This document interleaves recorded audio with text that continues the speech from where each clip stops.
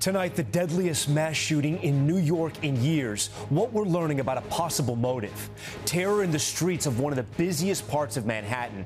The gunman turning an AR-15 on a skyscraper full of workers. The notes he left behind, why he may have been targeting the NFL offices, and hinting at CTE from his days playing high school football and what his former coach tells us tonight. Plus, his history of mental health incidents and what we're learning about the people he shot. The NYPD mourning the officer killed and a top female executive shot in cold blood. President Trump revealing new details about why he and Jeffrey Epstein had a falling out decades ago. The president saying the convicted sex offender stole employees from the Mar-a-Lago spa, including a prominent Epstein accuser. In Gaza, the death toll reportedly goes past 60,000. The new aid drops hitting the ocean, people running into the water in desperation. The sailboat pulled from the bay in that camp tragedy where 2 young girls died. Authorities interviewing the captain of the barge that collided with the sailboat, testing him for drugs and alcohol. The monster tornado caught on camera, video capturing the twister, picking up a structure and ripping it apart. This just in, the new photo of a person of interest in the case of that couple killed while hiking with their 2 young daughters. Cracking down on cheating, ChatGPT's new tool to make sure kids are learning along the way. But will students actually use it? Savannah Sellers shows us how it works. Nightly News starts right now. This is NBC Nightly News with Tom Yamas. And good evening. Tonight we are learning new details in that Midtown Manhattan mass shooting. The attack forcing office workers to barricade themselves inside the high-rise like you see here. First responders racing to help. In all, 4 victims, including a New York City police officer, a Blackstone executive, and a security guard were killed. The gunman, a 27-year-old from Las Vegas, drove across the country in this BMW and used an AR-15 style rifle to burst inside the building where he started shooting inside the lobby. NBC News reporting the gunman had a history of mental health issues and died of a self-inflicted gunshot wound. In a note left at the scene, the gunman wondered if CTE, a football-related injury, was a possible cause of his mental illness, though it's unclear he even had it. Mayor Adams saying the gunman was trying to access the NFL's headquarters. Aaron McLaughlin reports tonight from Midtown Manhattan as investigators work to piece together a motive. Tonight, police say chilling new evidence may point to why this man, Shane Devin Tamura, armed himself with an AR-15 style rifle and opened fire in a skyscraper that's home to NFL headquarters. Active shooter. We're getting multiple calls from 345 Park Avenue. 4 people were shot dead. That rifle later recovered, smeared with blood. A 3-page suicide note found in Tamura's wallet and reviewed by NBC News contains several references to CTE, a degenerative brain disease that's been linked to contact sports and can only be diagnosed during an autopsy.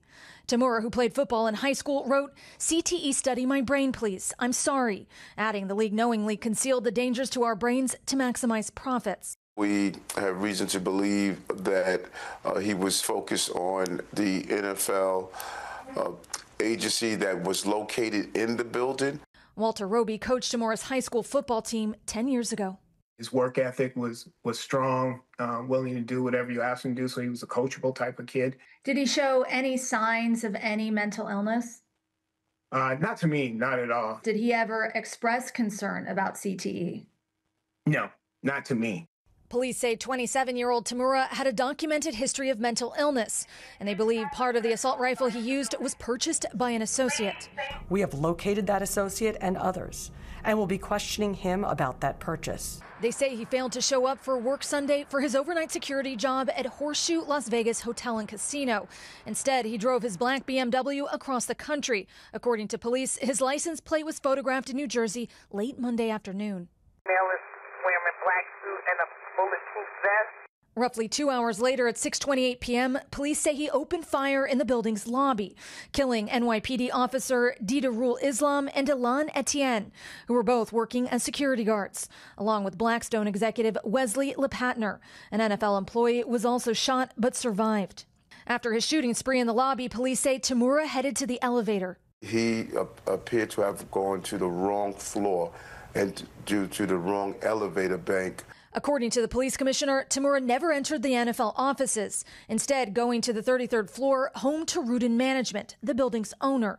There, he shot and killed a 27-year-old woman, according to police sources, before he turned the gun on himself. This photo shows how Blackstone employees on another floor created a makeshift barrier out of office furniture to protect themselves. This woman telling NBC News she learned an active shooter had entered her place of work via email. Then we started to find a place to hide. That was it. Then we were in there for maybe over an hour and a half waiting, so pretty scary. Outside video shows the harrowing moments police carried a body from the building. We all were just running as quickly as we could. Tonight, New Yorkers paying tribute to the innocent lives lost.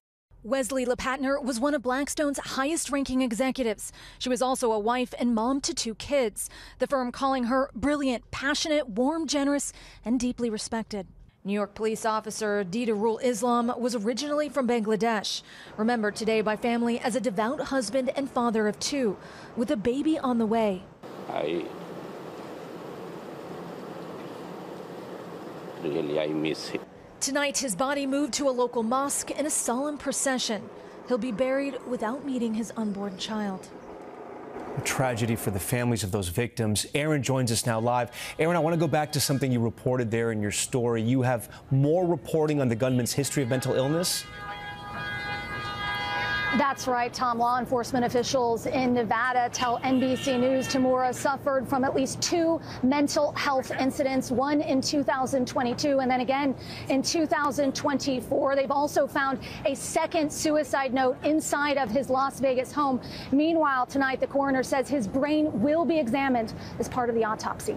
Tom. Aaron McLaughlin leading us off there with a lot of new reporting. Aaron, thank you. Now to those new details from President Trump about his abrupt falling out with Jeffrey Epstein 2 decades ago, saying Epstein was hiring away employees from Mar-a-Lago, including a young woman who would become a prominent Epstein accuser. Here's Kelly O'Donnell. As President Trump headed home from Scotland, he identified a prominent sexual abuse accuser of Jeffrey Epstein, Virginia Giuffre, as a former Mar-a-Lago employee who had been recruited by Epstein to work for him instead, causing a falling out with Mr. Trump. He stole her. And by the way, she had no complaints about us, as you know, none whatsoever. Giuffre, who died by suicide in April, had worked at the spa at Trump's Mar-a-Lago club as a teenager in the late 90s. Reporters asked the president whether any young women were among those hired away by Epstein. Yeah, people that work in the spa. I have a great spa, one of the best spas in the world at Mar-a-Lago. And people were taken out of the spa, hired by him. This new disclosure surfaced as the president revealed more about why he abruptly cut off his friendship with Epstein 20 years ago. He took people that worked for me, and I told him don't do it anymore, and he did it. And I said, stay the hell out of here. In 2019, Epstein was charged with sex trafficking of underage girls. Giuffre had pushed for Epstein's arrest. How did this happen for so long? How did he get away with it? President Trump is not accused of any wrongdoing tied to Epstein. Ghislaine Maxwell, Epstein's convicted co-conspirator, has been subpoenaed by Congress to testify. But her lawyers want immunity first. Tom? Kelly O'Donnell for us tonight. Kelly, thank you. Now to Gaza and the alarming new warning about famine conditions developing there, as President Trump says the U.S. will send in more food aid. Here's Matt Bradley. Tonight, as food aid is airdropped into Gaza, people rush into the ocean to grab aid packages that landed in the water. I almost drowned. I only did that for my boy, just to bring him something, said this father. Now an alarming assessment from the world's leading authority on measuring hunger, saying Gaza is enduring the worst-case scenario of famine. Though it's not an official famine declaration, saying 20,000 children were treated for acute malnutrition in the last 3 months. Tonight, President Trump says the U.S. will send food aid. I mean, they are starving. And you see the mothers, they love them so much. And there's just nothing. And we're going to get them food. But blaming Hamas for stealing aid. They send money, they send food, and Hamas steals it. It comes as the Hamas-run Gaza Health Ministry says more than 60,000 Gazans have been killed since the Hamas October 7 terror attack started the war nearly 2 years ago. Hamas doesn't distinguish between combatants and civilians in its death toll. President Trump blames Hamas for blocking a ceasefire deal. And tonight, Israeli Prime Minister Benjamin Netanyahu saying, quote, by one path or another, they'll bring home the hostages. Meanwhile, the UN says half the amount of requested aid is successfully entering Gaza. This isn't enough. Children are pale and turning into skeletons, this mother says. They've forgotten what eggs, meat, and fruit are. And the UK announced today that it will recognize the state of Palestine unless Israel agrees to a ceasefire by September and improves the situation in Gaza. President Trump said the UK's move would be rewarding Hamas. Tom? Matt Bradley tonight. Matt, thank you. Back here in the States and to Miami, the sailboat and barge involved in a deadly collision have now both been hauled away from the tragic scene that left 2 kids dead. Our Jesse Kirsch with new details on the captain of that barge and what investigators have asked for. This is the sailboat that collided with a barge in Miami's Biscayne Bay. The crash killing a 7-year-old girl and a 13-year-old girl who were at sailing camp. There it is. Late today, the small vessel hoisted to the surface, the mast and sail in a pile on top of the hull.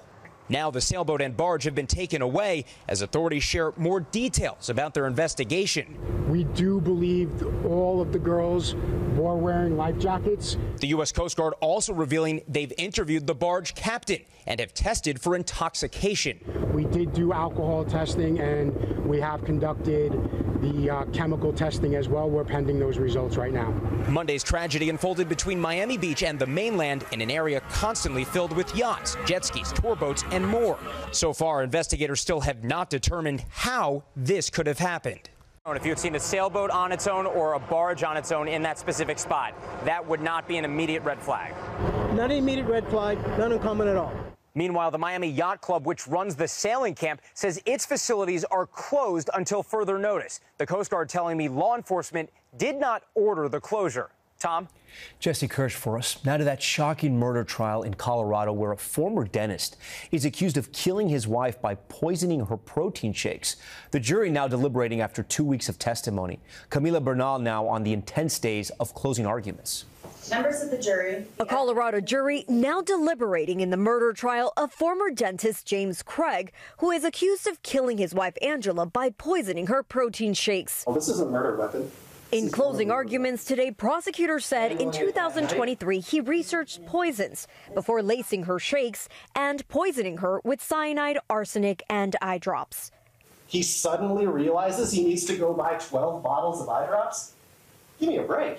Adding the father of 6 had been cheating for most of their 23-year marriage and killed his wife because he wanted out of the marriage, wanted the money, and did not want to ruin his image, according to prosecutors. He cheated on his wife constantly. But this idea that somehow this was some sort of motive was nothing new. Craig, emotional as his defense attorney made the case that the cheating was not a motive for murder, but it was a motive for suicide. She wanted to kill herself. Saying this home video shows Craig warned doctors of his wife's possible suicidal thoughts. It's your fault they treated me like I was a suicide risk, like I did it to myself. And like nothing I said could be believed. Doctors could not figure out what was wrong with Angela. In text messages presented in court, she said, "I feel drugged." And Craig replying, "Just for the record, I didn't drug you." Craig's future now in the hands of the jury. Camila Bernal, NBC News. We're back in 60 seconds with the new announcement from ChatGPT parent company OpenAI. Is this the way to get college students to stop using AI to cheat? We'll explain. We're back now with our series AI Revolution and a major announcement today about a new version of ChatGPT. This one specifically designed for college students learning. But will it mean an end to students using AI to do their work for them? Here's Savannah Sellers. It's called Study Mode, the newest tool from OpenAI, the company behind ChatGPT, the artificial intelligence chatbot that since bursting onto the scene in November 2022, AI has made cheating incredibly easy. It's a cheater's dream. Has frustrated college professors like Duke University's Oren Starn. How much has AI impacted your classroom? It's had a huge impact. What I've been starting to see is more and more students handing in assignments that were all or partly written by AI. But OpenAI CEO Sam Altman says higher ed needs to change. And I already think college is maybe not working great for most people. And today, his company says Study Mode is designed to help students learn something, not just finish something. Here's how it works. If you've used ChatGPT before, you provide it with a prompt. I need a 500-word essay on Orwell's 1984. It immediately gives you the essay. Now, in this new mode, if you click on Study and Learn, ask it the same thing, it's not just going to spit the exact essay out for you. It's going to go about it more like a tutor, saying, before we jump in, can you tell me a little bit about the assignment, asking me questions to help me write it. Wall Street Journal tech columnist Joanna Stern says the choice is now in users' hands. There's nothing stopping a student from getting the answer. That cat is out of the bag. There are so many AI tools that will provide the answer for you. Or a learning version. OpenAI competitor Anthropic launched a similar tool to Study Mode back in April for institutions. AI already a huge part of education. A recent Gallup poll shows 6 in 10 teachers use it as a tool for their work. And startups like the Alpha School use AI software to power core curriculum as early as kindergarten. Artificial intelligence is sort of the future, whether we like it or not. I think it's something that is already a part of our lives on a daily basis. The issue now, how students will choose to use it. And that's where we pick it up. Savannah Sellers joins us live in studio. So, Savannah, ChatGPT is trying something new here, but the question is, will students use it? It's exactly the question, Tom. That's right. Of course, it can be a huge help, right, to someone who really wants to learn, or, as I mentioned, maybe sort of use it almost like you would a tutor. But the temptation, of course, to cut straight to the answer, by the way, from several AI tools exists out there. That professor that you saw there told me he's afraid that students simply aren't learning. Tom. All right. Savannah Sellers for Savannah. Thank you for that. We're back in a moment with the first images of a person of interest in the case of 2 parents killed while hiking in Arkansas. Plus 3 missing after this, an explosion at a facility in Nebraska. The investigation into what went wrong. That's next. We're back now with the photo police are putting out as they search for who killed a couple hiking with their kids in Arkansas. The photo is of a person's of interest's back, described by authorities as a white man of medium build, dressed like this. Police are asking those who were in Devil's Den State Park on Saturday to go through their photos or even GoPro video just in case.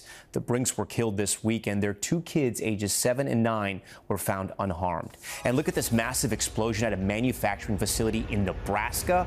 Authorities say 3 people are unaccounted for at the site of Horizon Biofuels. The structure went up in flames after exploding just before noon today. Terrifying moments as parts of China continue to be battered by catastrophic flooding. Look at this. You can see firefighters swimming through floodwaters there to rescue residents trapped in a Beijing nursing home. Dozens of people have been killed by the cataclysmic storms, and tens of thousands have been evacuated from their homes as the region received a year's worth of rain in just a few days. And imagine looking out the door to see this. This tornado in Gregory, South Dakota, spraying siding, doors, and basically everything in its path through the air. And more than 150 million people tonight from the plains to the East Coast are under heat alerts. Philadelphia setting a record at the airport, but there is some relief in sight by Thursday. That's Nightly News for this Tuesday. I'm Tom Llamas. Thanks so much for watching. Tonight, and always, we're here for you. Good night. We thank you for watching, and remember, stay updated on breaking news and top stories on the NBC News app or watch live on our YouTube channel.